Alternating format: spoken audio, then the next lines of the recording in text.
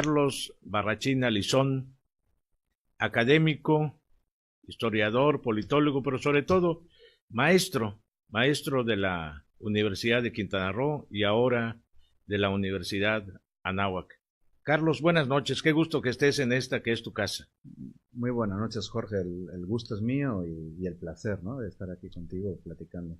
Muchas gracias. Vamos a hablar, pues contigo se pueden hablar de muchas cosas. Podemos hablar de historia, de seguridad. Por cierto, en este tema, y de política, claro, de política nacional, internacional y local, vamos a abordar un tema sobre el que dijiste que ibas a opinar, pero creo que todavía no opinas. Vamos a ver si es aquí la primera vez que nos das una opinión sobre esto, sobre la ley de seguridad interior, que se, pues que está en manos de la Cámara de Los senadores, Senadores, todavía se han retrasado, ¿verdad?, en aprobar esto.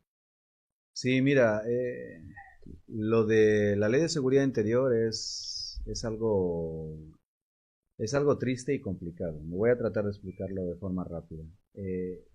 Al inicio de la administración del presidente Calderón, Genaro García Luna hacía un diagnóstico bastante acertado, por parte de todo el mundo estamos de acuerdo, de que es necesario reformar las policías municipales y estatales. Y ahí es cuando empieza todo el debate del mando único, cuando empieza todo el debate del mando mixto, todas estas cosas, ¿no? Al mismo tiempo, Calderón declara la guerra contra las drogas y entonces pues tiene que llamar a la Secretaría de Defensa y a la Secretaría de Marina para que salgan a las calles a cubrir lo que los gobernadores le están demandando en Michoacán, en Chihuahua, Tamaulipas, en Guerrero. Tamaulipas, en diferentes estados. Los militares se habían empezado a involucrar en temas de seguridad pública a partir del gobierno de Cedillo. Antes, realmente, de forma así, con misiones largas, no habían estado de una forma así tan presente, ¿verdad? Y ellos no quieren involucrarse en medidas de seguridad a largo plazo. Otra circunstancia que sí ha existido es que muchos militares han estado ya retirados como jefes de policía estatales y municipales en toda la geografía del país, ¿no? Entonces, esa circunstancia sí se había dado. ¿Qué es lo que pasa? Se invierte muchísimo dinero. Desde el año 2008 al 2015, los estados han invertido 669 mil millones de pesos en seguridad y procuración de justicia. Y la federación en fondos ha invertido 209 mil millones de pesos. Es un montón de dinero. ¿Dónde se ha ido? En Quintana Roo se han invertido 7.800 millones de pesos en todo este periodo de 2008 al 2015. Entonces dices, ¿dónde se ha ido ese dinero? El punto es que no ha habido voluntad política y ha habido muchos problemas, también es cierto, en los estados por reformar las policías estatales y las policías municipales. Ha habido una simulación muy grande en la capacitación, en el darle condiciones de vida a los policías, entonces no se ha avanzado en ese sistema. Los militares se han ido involucrando cada vez más en misiones de enfrentamiento directo, lo que ha generado que los homicidios, como han demostrado varias organizaciones de la sociedad civil y el propio Senado de la República, el Instituto Belisario Domínguez, eh, pues se han incrementado los homicidios precisamente en todo el periodo en el que los militares han estado participando en seguridad pública por el tema de los enfrentamientos. Ahora, los militares tienen dos problemas. Uno, no quieren convertirse en una policía nacional. No es su vocación ni lo quieren ser. Por otra parte, también al estar en tantos frentes, en tantas situaciones, tampoco quieren cargar con responsabilidades jurídicas de abusos de derechos humanos y de situaciones que cometen por su presencia. Entonces, esa es la situación delicada. El general secretario, Salvador Cienfuegos, ha hecho 2 o 3 advertencias señalando, por favor, regúlennos una ley de seguridad interior o otra cosa, lo que sea, que nos proteja para poder actuar. Pero una cosa que sea temporal, que no sea permanente. Para que sea temporal y no sea permanente, los gobernadores tienen que hacer la tarea de poder reformar las policías. Que no la han hecho. Que no la han hecho. Es más, en el 2016 la Federación empieza ya a bajar el acelerador de la reforma de las policías estatales y municipales al desaparecer el subsidio de policía acreditable, que lo que trataba de hacer era de fortalecer unidades acreditadas de calidad en cada uno de los estados de la República. Entonces tenemos una reforma de la policía en todo el país que el gobierno está reconociendo que ha fracasado y que no nos podemos permitir el lujo de que fracase. No nos podemos permitir el lujo porque, en cierta manera, la modernidad del país está detrás de la reforma del Sistema Nacional de Seguridad Pública y de la reforma de las policías en los estados y los municipios. El ejército, por mucho que tuviera la voluntad de poder cubrir todo el territorio nacional, no lo puede cubrir con la fuerza que tienen y con la capacidad, con lo cual está abocado al fracaso. Ya hay algunos gobernadores, entre ellos nuestro gobernador, que ha empezado a decir que va a empezar ¿cómo se dice?, a llevar a pláticas con el ejército y con la marina para poder operar de la mejor manera posible, ¿no? Ese es el camino fácil. Ahí lo que debería de hacerse, no solo él, sino todos los gobernadores del país, es realmente querer convertir las policías en algo que sea útil. El problema de la guerra contra el narcotráfico de Calderón se agravó porque no habían policías en ese momento. Posiblemente estratégicamente se hubieran tenido que aguantar tantito mientras reforzaban todas esas policías estatales y municipales, pero no se hizo. Y ese es el problema. Cuando inician en finales del año 2016 las iniciativas de ley de seguridad interior, que son 5, ¿verdad?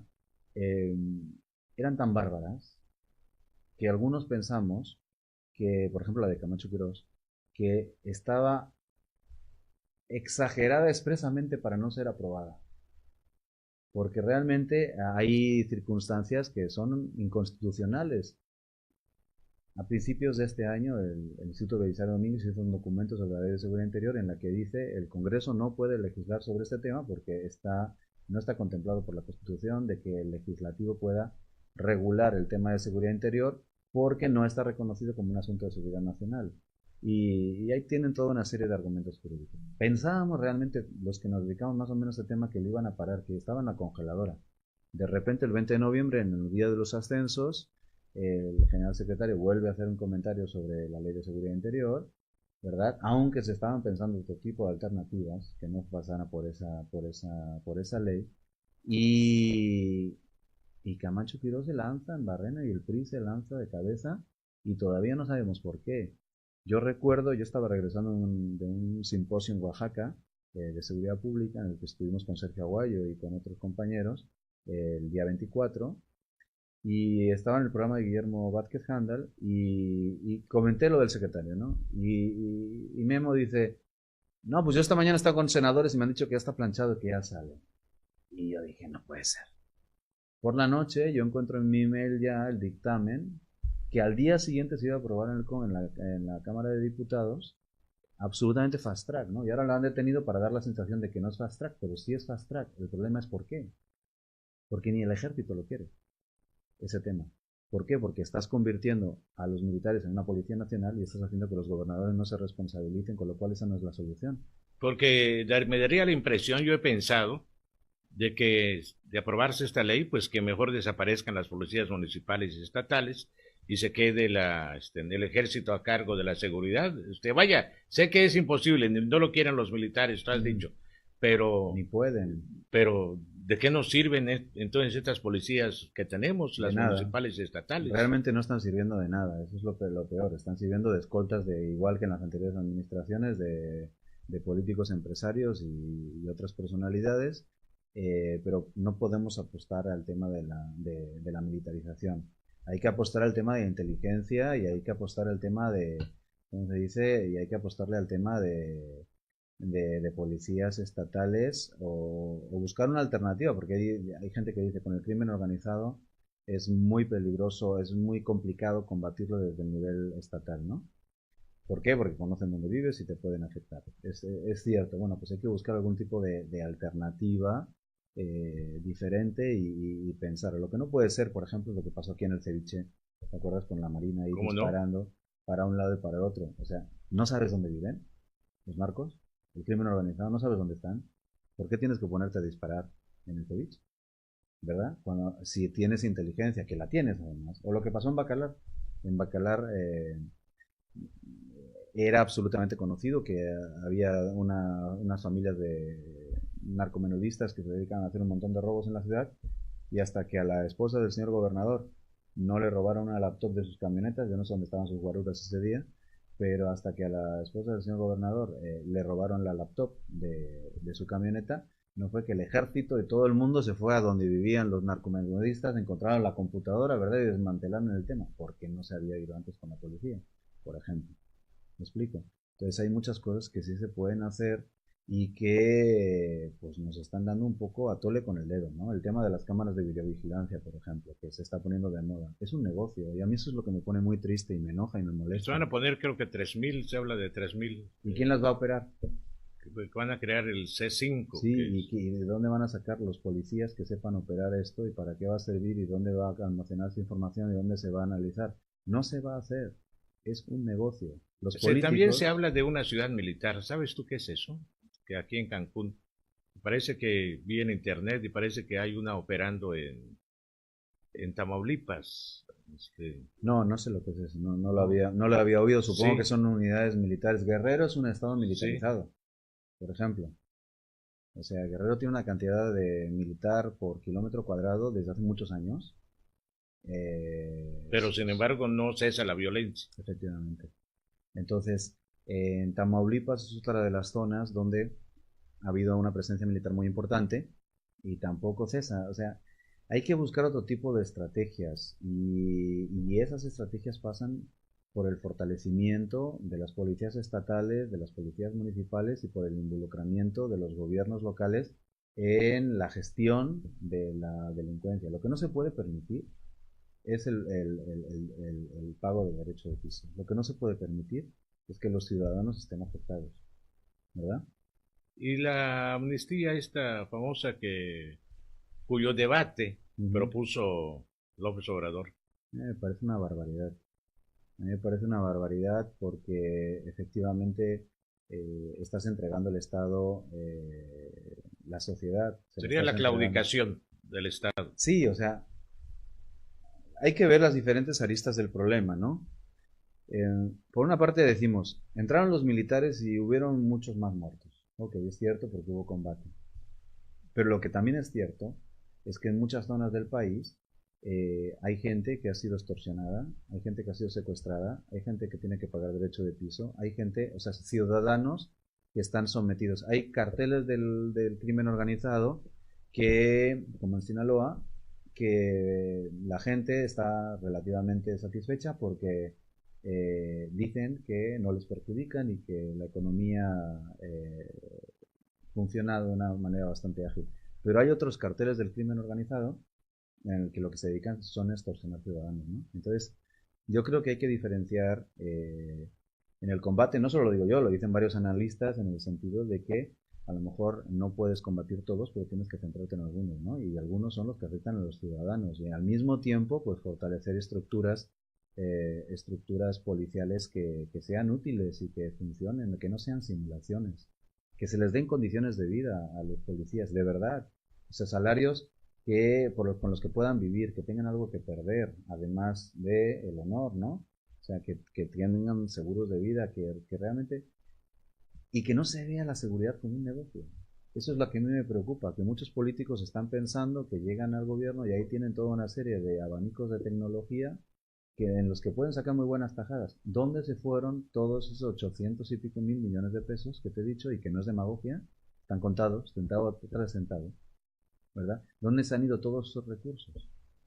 ¿Verdad? ¿Y dónde? Y entonces, no tenemos quién sabe dónde policías. Se ha ido, pero no se ve una mejoría de la seguridad. Por ejemplo, aquí en Quintana Roo, cuando llega el nuevo gobierno de Carlos Joaquín, se dice, el fiscal nos lo ha dicho en este programa, el fiscal general del Estado, que encontró a la Fiscalía, antes Procuraduría General del Estado, totalmente desmantelada. Las policías ministeriales sin armamento, y creo que solamente habían 3 o 4 chalecos, y ellos en mal estado además, ¿no? Sin vehículos, en fin, desmantelada la policía ministerial encargada de realizar tareas de investigación, de aprehensión, en fin, todo eso. Creo que le han invertido dinero. Bueno, con esta policía ministerial desmantelada, la policía estatal también desmantelada, sin vehículos, sin armamento, sin chalecos, en fin, las policías municipales en la misma circunstancia. Pero mira, pero a lo que voy es a esto. Era una policía desmantelada. Y estas nuevas policías, con este nuevo gobierno, ha recibido apoyo económico, en fin, las policías. Sin embargo, el número de asesinatos, de hechos violentos, ha aumentado. Y nos dice el secretario estatal de Seguridad, aquí lo hemos entrevistado y nos dijo eso y lo ha repetido en otros foros, que es cuestión de percepción. No es cuestión de Pero aquí en percepción. Cancún ya se llevan a esta fecha, hoy 9 de diciembre, más de 200 muertos de manera violenta, Sí.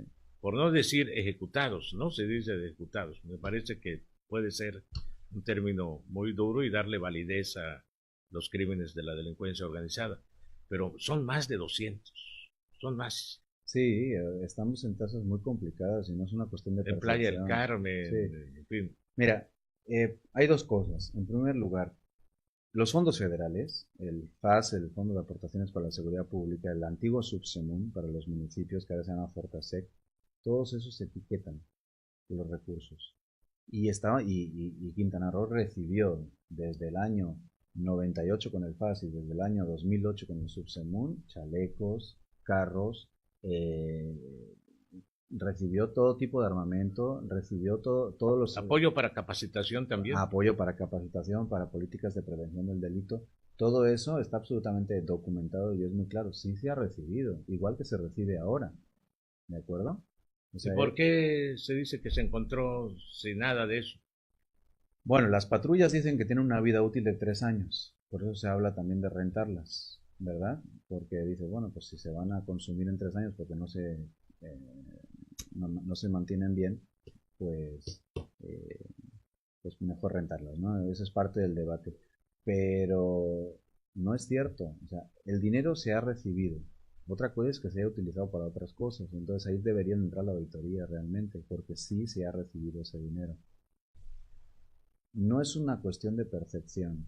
Es cierto que hay un incremento de los homicidios en el estado, sobre todo en la parte del norte del estado, que se lleva el 95% de los homicidios violentos de toda la entidad federativa. Y no es cierto que tengamos la culpa nosotros los comunicadores de que haya aumentado el nivel. O sea, y no puede venir el secretario de la Madrid o el gobernador o quien sea a decirnos, ustedes tienen la culpa porque hablan. No es cierto. O sea, hay un incremento de los homicidios. Por una parte puede ser por esa presencia militar, por otra parte puede ser por un recrudecimiento de la lucha de los carteles. No lo sé porque en eso, concretamente en lo que es la dinámica del movimiento del crimen organizado, yo no soy especialista. ¿Okay? Pero hay un hecho indudable y es que tienes que atender los temas de seguridad pública que no los puedes delegar a otras personas porque hay que cuidar al destino, por una parte, pero hay que cuidar a los ciudadanos también. Entonces no sirve de nada de echar balones fuera. ¿Cuál es el sentido? ¿Cuál es el sentido de decir es que la gente quiere hablar mal? Hace 2 o 3 días efectivamente sí circuló un video muy feo, ¿verdad? Muy feo, que no tiene ningún tipo de sentido. Y esas cosas todos las hemos condenado, ¿no? sí, pero hay una realidad, tú no puedes mirar hacia otro lado y eso lo está haciendo este gobierno con la pena, con la pena de verdad, o sea, a mí me da mucha tristeza, o sea, yo lo que quiero es que se siga viviendo con la máxima tranquilidad. Han aumentado todos los tipos de delito, incluso en el sur. O sea, en el sur no hay tanto homicidio, no hay tanto posiblemente visible crimen organizado, ¿verdad? Pero sin embargo los robos a casa habitación han aumentado en los últimos años de forma considerable, ¿no? Y la gente se siente mucho más insegura y hay muchos más delitos. Independientemente también de que hay que ver cómo funcionan las estadísticas, ¿no? Entonces yo creo que hay que tomárselo con seriedad. O sea, hay que tomárselo con seriedad y decir, bueno, aquí hay una responsabilidad, nosotros asumimos, ganamos unas elecciones, asumimos nuestra responsabilidad, vamos a hacerlo lo mejor posible. ¿Es complicado? Claro que es complicado. Pero lo que no puedes hacer es delegar tu gobernabilidad en institutos armados federales, por ejemplo, ¿no? Eso yo creo que es un grandísimo error. Desconocen el territorio, entran con todo, porque esa es su dogmática de operación, y no generan resultados positivos. La inteligencia, el conocimiento del terreno, el tratar de hacer las cosas bien, eso genera muchos más dividendos. La circunstancia también, y en eso se puede eximir lo local algo, es que pasa en todo el país. Dicen consuelo de tontos, ¿verdad? Pero ¿cómo es esa frase? Consuelo de muchos. Mal de muchos, consuelo de Esto es. tontos.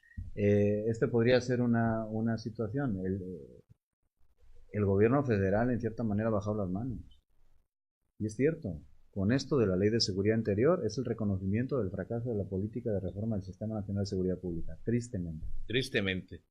Bueno, quedan muy claras tus opiniones al respecto. Vamos a pasar a la cuestión política, si te parece.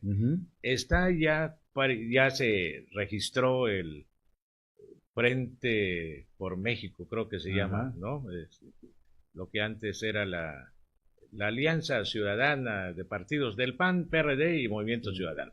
No dice el Frente de las Tres Mentiras, porque ni es Frente, ni es Amplio, ni es Ciudadano. Ni es Ciudadano. Ahora se llama México sí, por México, ¿no? Por México Frente, por Frente, alguna Frente por México, algo así, sí. ¿No? Me recuerda esta situación de el Pacto por México, ¿no? Sí. Bueno, en fin.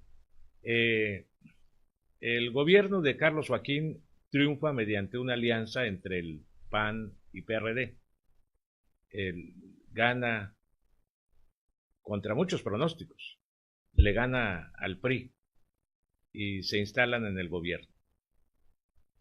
Viene el 2018, ya estamos a la vuelta del 2018, donde se van a renovar en Quintana Roo, como en muchos lugares del país, presidencias municipales, diputaciones federales, senadurías.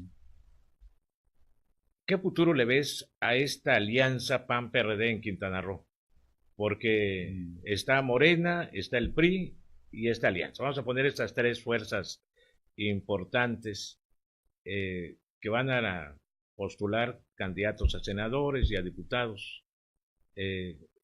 ¿Les fortalecido el frente en Quintana Roo? Bueno, a esta alianza PAN-PRD.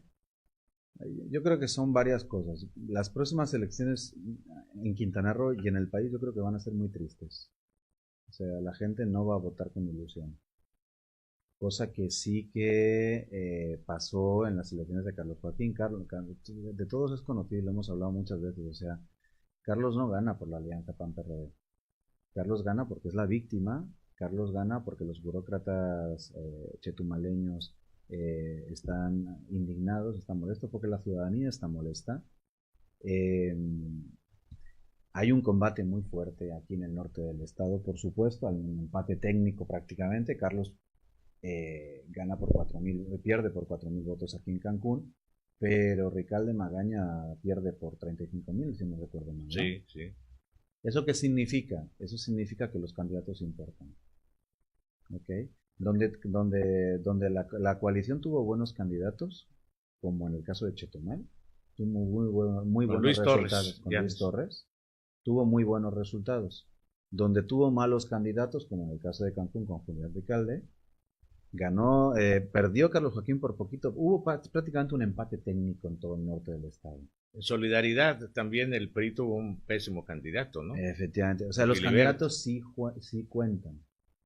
Entonces yo creo que ahora viene un escenario muy complicado. La coalición PAN-PRD, por supuesto, no se ha consolidado. Ha habido... las prácticas políticas son tradicionales, son las mismas de siempre. Es lo que está pasando también a nivel federal. Eso es lo que no genera ilusión en el ciudadano, que realmente sí quiere un cambio, porque el ciudadano mexicano y el ciudadano quintanarroense lo que quiere es vivir en un sistema lo mejor posible y en donde la democracia funcione lo más saludablemente posible. Con la circunstancia también, y esto también es cierto y también lo tenemos que valorar, de que si no existe un movimiento, o sea, una situación muy grande, la gente quiere algo a cambio. Y eso también está dentro de parte de la cultura política, tanto de los partidos como de los ciudadanos. Donde hubo buenos candidatos, las despensas no fueron tan importantes en la anterior campaña, pero aquí en Cancún sí fueron importantes. ¿Por qué? Porque los candidatos eran muy malos. Eso es lo que puede pasar en las próximas elecciones, yo creo. Van a ser muy caras. Entonces, Aquí parece que Cancún ya es una franquicia que se le dio al Verde, ¿no? sí, cómo no, Y no parece que se le quiera disputar, aunque, además, con seriedad, no parece que haya ningún candidato o ningún partido que se la quiera disputar. aunque yo no sé si el Verde le debe a Félix el hecho de haberle cedido al Niño Verde la primera fórmula de la senaduría, Claro. porque Félix va a intentar seguir siendo diputado. Sí, sí, sí, eso Va a querer dicen. ser aforado, o sea, necesita ser aforado.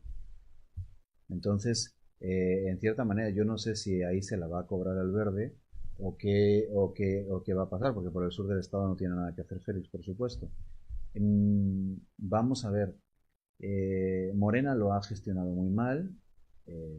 Yo siempre lo he dicho, tengo un grandísimo aprecio por José Luis Pech. Fue mi rector, trabajé con él, lo aprecio, valoro su inteligencia, pero se está equivocando de forma muy seria con Morena. En la No, selección de los candidatos. en la selección de los candidatos, que responde a una lógica, yo creo.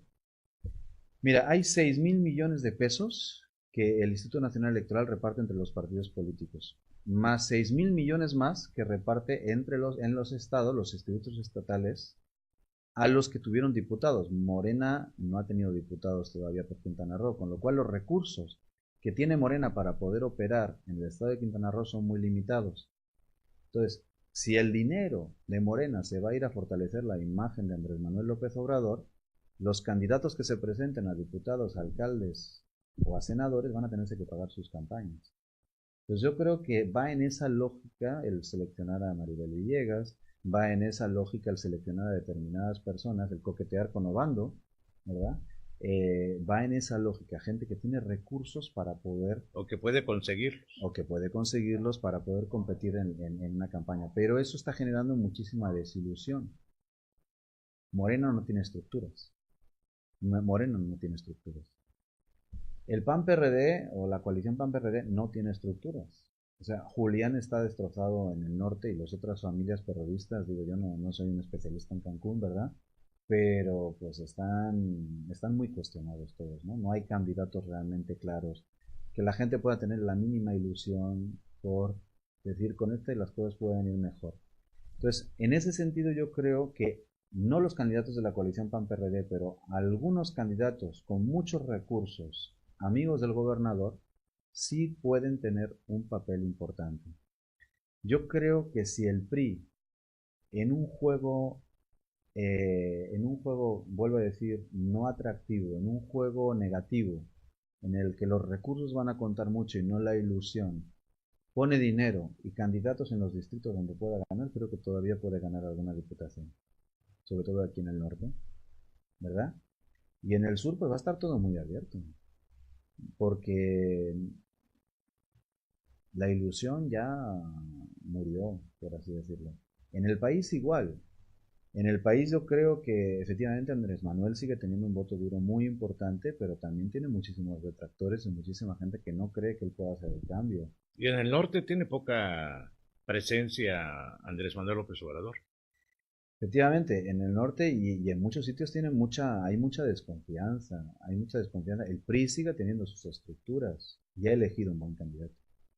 Ha elegido buen A tu candidato. juicio, Mide es un buen candidato. Yo creo que puede ser un buen candidato si le dejan. ¿En qué sentido? En el sentido de que él vende la imagen de ser una persona cercana, a pesar de los cargos que ha tenido, vende una imagen de honestidad relativa. Entonces, yo creo que le deben de dejar ser él. Que no lo tienen que rodear de casacas rojas por detrás, ni de dedos, ni de fotos panorámicas, ni de cosas artificiales, ¿no? En plan sonrisa niño verde, no.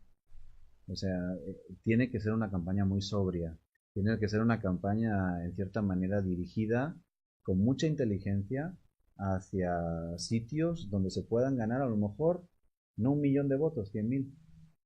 Pero es que posiblemente por esa falta de ilusión vaya a ser una elección en la que no haya una participación muy elevada. Estoy suponiendo, me puedo equivocar totalmente, ¿no?, en este análisis, pero de la misma manera que nadie creía que Chetumal le pudiera dar el gane a nadie, porque todo el mundo decía, los votos están en Cancún. Ah, bueno, y si hay un empate en Cancún, ¿dónde están los votos? Entonces las estructuras priistas son muy fuertes y el frente va a estar muy dividido. Ha conseguido al final lanzarse, pero Anaya está absolutamente desgastado. Es una persona sin ningún tipo de credibilidad. Eh, Alejandra Barrales, vamos a ver qué hace en la Ciudad de México si eso se confirma al final. Entonces, vamos a ver una elección en la que de nueva cuenta se van a gastar muchos recursos. Dicen de Peña Nieto que no acierta una, pero que es un buen operador político. Yo creo que ojalá y ¿cómo se dice? Y sean todos sensatos, ¿no? En cierta manera, pero viene una campaña, yo creo, complicada, complicada. De momento, creo que el PRI, ha elegido un candidato que puede ser aceptado por sectores de diferentes amplitudes. Incluso no me extrañaría que Margarita Zavala al final acabe liados con ellos, ¿no? No me Claro. extrañaría, y que eso jale buena parte del voto descontento que Anaya se ha ganado pulso dentro de su propio instituto político, ¿no?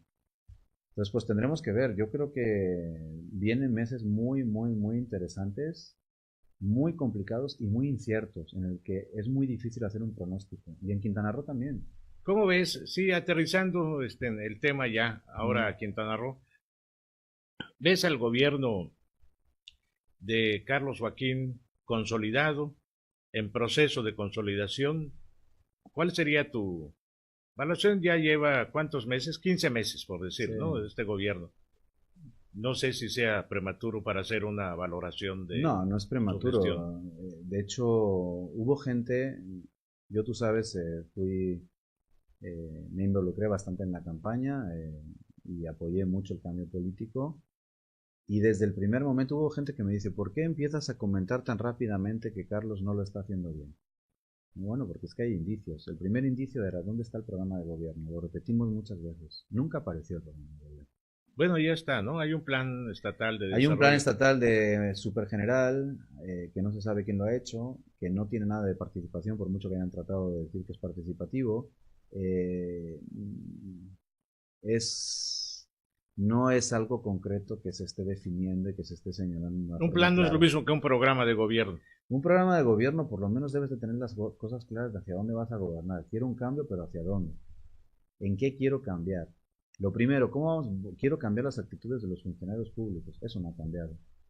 Lamentablemente los funcionarios públicos se están comportando con buena parte de los funcionarios públicos, porque no se puede meter a todos en el mismo saco. Hay funcionarios muy valiosos, por supuesto, y gente muy inteligente también, pero Carlos partió con un equipo de transición muy mediocre y se dijo, no, es que es por los compromisos, los va a mantener un ratito y luego los va a cambiar. No, los puso como secretarios y como subsecretarios y los ha mantenido, ¿ok? Y los ha mantenido, Porque yo creo que necesita mantener esta alianza también, ¿no?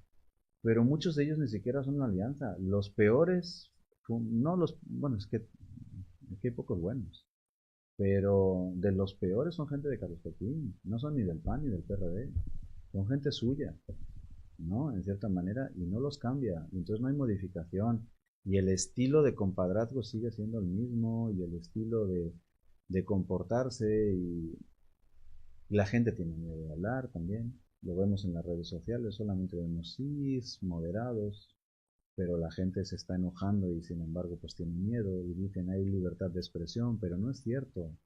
No es cierto en qué sentido. Si tú dependes del gobierno, no vas a hablar en contra de lo que el gobierno está señalando, porque vas a perder el trabajo y eso la gente lo sigue sabiendo. O sea, eh, no es cierto que haya libertad de expresión. Podemos hablar los que no dependemos del gobierno, los que nos da igual, o sea, los que nos interesa que el Estado funcione bien porque le tenemos el cariño, el aprecio y esa cosa que se lleva en el corazón, ¿verdad? Pero que no dependemos económicamente. Esos somos los que podemos hablar. Los demás no pueden. O sea, sencillamente. Entonces, eso no es libertad de expresión. Las redes sociales cada día están jugando un papel más grande, pero si te fijas, poco a poco hay menos opinión crítica en las redes. Hay comentarios así. Los contrapesos. Ajá. Los contrapesos son importantes para la vida Son democrática, ¿no? fundamentales. El Congreso del Estado es un contrapeso, por ejemplo, el poder legislativo. No, claro que no. Pues La prensa no lo es, ¿no? O sea, los medios de comunicación no lo fue ni con Félix, ni con Borges, y creo que no lo es tampoco ahora, ¿no? Es que no puedes. Yo siempre. Y los diputados, que tampoco lo fueron con Borges, pero ahora veo O sea, que hay mira, mucha unanimidad. la prensa no lo puede ser porque no hay un mercado para una prensa independiente. No hay un mercado. No se puede vivir de esto. Entonces, han sido muy crueles con el gremio periodístico. Eso lo señalé desde el primer momento. Porque los esclavos, perdón por la expresión, Adelante. los esclavos más, mmm, o sea, ¿cómo se dice? El, peri el, periodista, si no tiene una manera de ganarse la vida y tiene que vivir, se convierte en un esclavo del Estado. Realmente. O sea, O de los dueños de los medios de o de los comunicación, dueños de los medios de comunicación, pero los medios de que son comunicación, siempre privilegiados en cualquier gobierno. efectivamente, pero los medios de comunicación no venden. Entonces No, tienen claro. que irse a los convenios con el Estado, porque si no, no sobreviven. Entonces, eso que se ha estado manejando de una manera muy cruel con los periodistas, desde mi Así punto de es. vista, deberíamos de darnos cuenta de que los periodistas son los principales perjudicados. El legislativo, por supuesto, no es un contrapoder. Lo primero que hizo Miguel Ramón es cabildear y acabar con la oposición, ¿no? Y entonces, pues nada, se dedicó a hacer lo que tuvo que hacer, que para eso es buen operador, ¿verdad? Y pues el Congreso sigue siendo el aliado del Ejecutivo, porque también en un sistema presidencialista como es el mexicano, efectivamente el gobernador tiene mucho poder, ¿no? Y puede repartir muchos recursos y entonces pues el legislativo pues no está operando como debería de operar y están felices allá, tranquilos. Pues muchos recursos además. Con muchos recursos y muy tranquilos y el judicial pues lo mismo, o sea, se ha ido modificando en cierta manera también los principales órganos de equilibrio y se han ido sustituyendo a la gente y bueno, y esa es la situación, ¿no? Es una situación Cuando tomó complicada. posesión el gobernador Carlos Joaquín en su discurso, dijo, los que la hacen la pagan. ¿La han pagado? ¿La están pagando? Fíjate que no lo sé, siendo sincero. Hay No lo sé, o algunos sea, exfuncionarios que están en la cárcel, hmm, otro u otros han salido porque han mi, percep resarcido de mi, alguna percep manera económicamente sí, parte del patrimonio sustraído, en fin. mi percepción es que no ha sido el gobierno de Carlos Joaquín el que ha tratado de buscar esa justicia, ¿no? Por así decirlo. Pero no estoy un 100% seguro de poder afirmar eso tampoco. Son pocos los que han caído, eso es cierto, pero los procesos judiciales son muy complicados y Y lentos. vivimos en un estado de impunidad muy grande, ¿no? En toda la República. Entonces, tampoco podemos pretender, creo yo, sí, de que el gobernador pueda arreglar todo. Eso, o sea, por lo que debería de poder arreglar. Yo creo que más que la venganza o más que la persecución, que es importante, porque el que la hace la tiene que pagar. Claro. Pero por lo menos, si no tienes los medios para poder hacer eso, trata de que tu administración sea lo mejor posible. Trata de engañar lo menos posible. Ahora con esta idea del cambio es muy divertido. Yo me río mucho y además he provocado un poco el debate con esto del nuevo partido político que quieren crear, el discurso de confianza y de cambio. No sé si lo has visto en las redes, yo me río mucho No? de esto. Además, allí en Puebla son los mismos colores y los mismos lemas. Es divertido, o sea, de cierta manera visto de esta perspectiva, o triste también. Eh, ya han quemado además los conceptos, ¿no? Porque pues nadie va a creer en ese nuevo partido. Digo, a pesar que Alfredo Tamal me cae muy bien, ¿no? Es una persona que realmente yo le tengo cariño, le tengo aprecio, pero eh, no han sabido generar, es muy artificial el discurso. Es lo mismo que estoy diciendo de la próxima campaña electoral con MIT. Si lo venden de forma artificial, no tiene ninguna posibilidad frente a Andrés Manuel. Si lo venden de forma natural, ojo, cuidado. Hoy subía yo un post, ayer por noche, sobre el vitiligo, ¿no? Un gran error no. de Andrés Manuel.